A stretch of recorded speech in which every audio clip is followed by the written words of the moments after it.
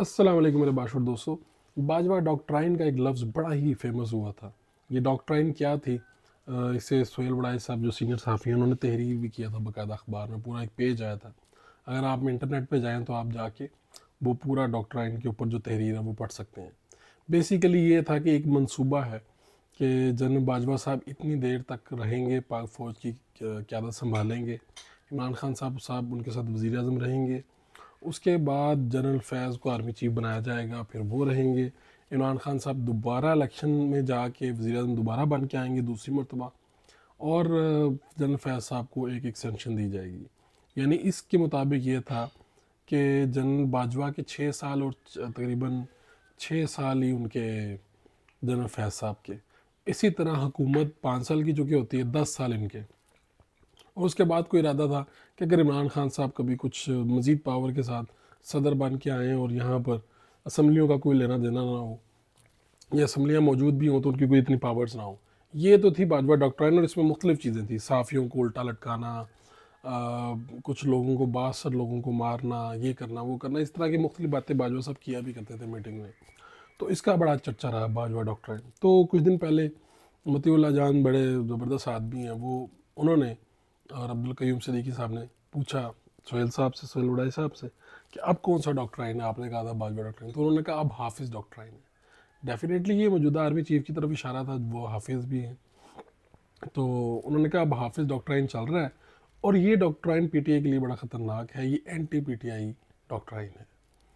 अब कोई माने या ना माने, कोई कहे या ना कहे, ये बात तो अपनी जगह पे सच है कि पाकिस्तान तहरीक इंसाफ इन 4-5 माह के अंदर अपने मुश्किल तरीन दौर में से गुज़र रही है, और उनके लोग भी गिरफ़्तार होते हैं।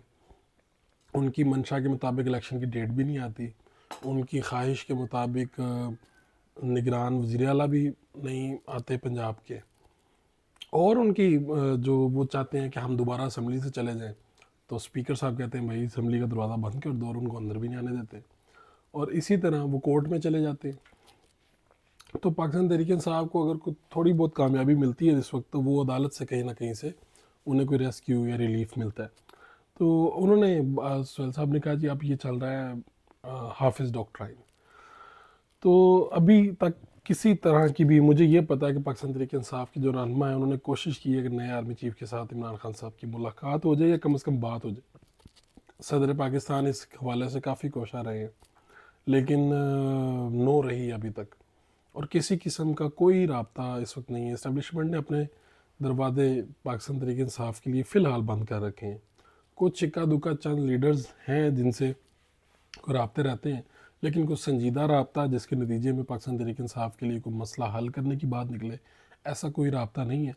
अगर आप जो इस्टेब्लिशमेंट के करीब लोग समझे जाते हैं उनकी बातें भी सुने, और कुछ सहाफ़ियों की भी अगर आप सुने, और हवा इस्लामाबाद की और फ़िज़ा देखें पिंडी की, तो आपको अंदाज़ा हो जाएगा कि ऐसा कुछ नहीं हो रहा। यही वजह है कि कुछ दिन पहले आर्मी चीफ़ के हवाले से इमरान खान साहब ने भी कुछ बातें कही थी कि उनसे हमारी ज़्यादा उम्मीदें वाबस्ता नहीं हैं, क्योंकि एक तो वो उनके ख़यालात को जानते हैं कि भाई इन्होंने ही मेरी बीवी जो बुशरा बीबी है और उनकी जो दोस्त हैं फ़रग होगी, उन्हीं के हवाले से जो स्कैंडल था वो आसिम मुनीर साहब ने दिया था।